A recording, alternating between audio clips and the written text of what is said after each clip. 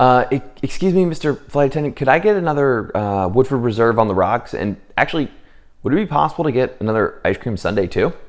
Well, of course you can, sir. You're in first class and this is British Airways. You can have whatever you like. Woodford Reserve, ice cream sundaes, you name it, we'll bring it right to you. What you just saw there was my first ever international lay flat first class experience, and that was really how it went. I lay down in the seat, I asked for a drink, and the flight attendant literally told me, "You're in first class. You can have whatever you want." So welcome back to the channel. In this video, I want to share with you the exact strategies that you can use to get VIP celebrity level treatment while you're traveling as an entrepreneur or CEO. So first things first, I want to just address how things have slightly changed in the travel landscape when it comes to customer service and relationships. And to be honest, it hasn't been the best change over the last 10, 15, 20 years. Customer service used to be through the roof. You used to get on a plane, and even in economy, you had plenty of leg room, you could really spread out, you got better drinks and all this stuff. As travel's become a more competitive industry and really having premium customer service has become more expensive, some airlines and even hotels have really cut back on some of the service and experience that you get. That said, when you're flying in first or business class, or you're checking in at a 5-star hotel and you have a suite, you still get the royal treatment. And in this video, I'm gonna show you exactly how you can do the same thing. That said, when you travel on first or business class and you're checking into a suite at a 5-star hotel, you can guarantee that you're gonna be treated like royalty and still get an incredible experience.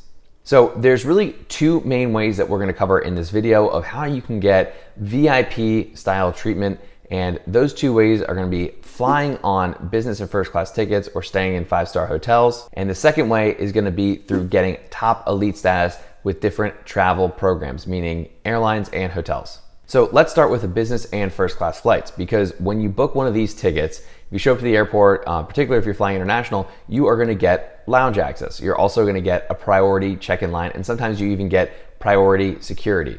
So this means from the get-go, when you show up at the airport, you don't have to wait in lines, you're greeted by someone who's only dealing with business and first class travelers, and you zip right through security, getting to your lounge even faster.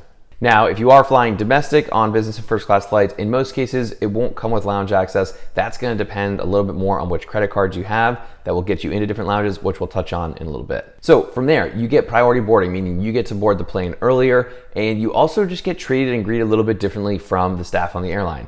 Now, part of the reason for this is because they obviously know that you're flying and spending more or using more points potentially to get this upgraded quality, and they really want to treat you better for that. But also because typically once you get on the plane and the section is divided and you have the business and first class section on one side and then premium economy and economy in the other, the problems that are coming up with a lot of airlines are typically happening in the economy section. There's not a lot of business class flyers that are harassing flight attendants or giving them a hard time. Number one, it's just the type of person that is generally able to fly in business and first class. And number two, that tends to be a lot more frequent flyers as well, who really understand the challenges that flight attendants are going through, the day-to-day grind that they're on as well, and there's just a better relationship dynamic there. So the second part of that is gonna be booking suites and nicer rooms at 5-star hotels. So immediately when you walk in, if you've booked a nicer room, as soon as they type in your name, it's gonna pop up, it's gonna say the type of room you have, and they're immediately going to potentially change the way they even interact with you when they realize, oh, this person booked this type of room. Now, in most cases, just walking into a 5-star hotel alone, you'll notice a different level of service from the way that you pull up in your car, to how they open the doors for you, to how they even greet you at the front desk and take you and show you to your room and take your bags up with you. Particularly if you're in Asian countries or countries that really focus a lot on service and luxury experiences, like Japan, for example, you're gonna be blown away by the level of service that you get greeted with at more premium hotels. So while this is really nice to have and not a need to have for most of us that are traveling, it really can make a difference, especially if you're thinking about flying on a long international flight. The last thing you want to deal with after jet lag and potentially an overnight flight and just being kind of tired regardless is someone who's grumpy or angry or really just doesn't treat you right. Maybe they don't like you because you're American, for example, or whatever it may be. When you travel and go into more premium hotels, particularly if you have nicer rooms, the entire experience of that shifts and just puts you in a better state. It brings you into a more happy mood to start your adventure. Okay, so part two of this video, we're gonna talk about status, the almighty elite status. Now, there's different statuses that you can have, whether it's with airlines, hotels, or even with rental car programs. We're really gonna stick to airlines and hotels here.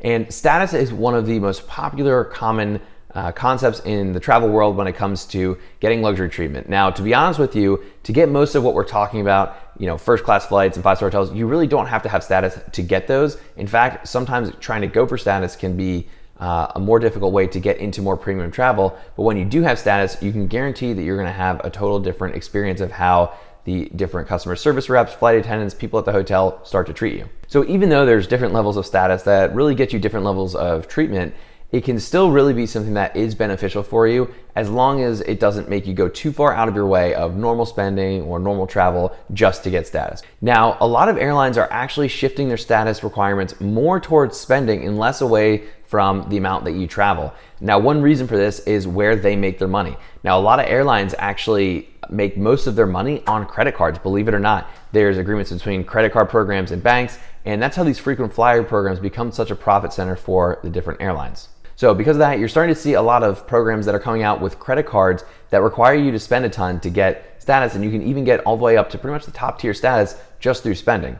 An example of this would be American Airlines, who just recently shifted their program going from having to fly a certain number of segments and a certain number of miles and having to spend a certain amount to now you can pretty much get status just through spending. So the way that this works is you essentially have to have an American Airlines credit card, and if you continue to rack up certain different levels of spend, you will then earn their mid-tier and then eventually top-tier status. Another program that allows you to earn top-tier status simply through spending is going to be Delta. Now, this is a newer change for them as well, and you do have to spend a significant amount to really get to that top-tier status, but it is something that's possible with a card like the Delta Reserve. Now, if you're not someone who's spending, hundreds of thousands of dollars a month, and that's a little bit out of reach, then you're really gonna need to stick to flying pretty frequently or staying loyal to a different hotel brand. In some cases, you can get cards that will gift you status. Now, these are typically gonna be a mid-tier status, but in a lot of cases, it will be a little good boost for you to help you get to a top-tier status if that's the case. One last way to get status is to look at some of the different promotions that a lot of programs will run where they may cut their requirements in half, or they will be able to allow you to gift status to and from someone. So maybe someone that has platinum status somewhere and they can gift you mid-tier status, or even getting cards that will give you a little boost. These are a couple of the different little hacks that can help you achieve higher levels of status. So if you really want to have an enhanced travel experience, one that just gets you a little bit more VIP celebrity status treatment, then these are the two main ways that you can get that. So if you found this video helpful, then please subscribe to my channel, comment in different ways that you plan to get treated like a VIP when you travel, and I'll see you in the next video.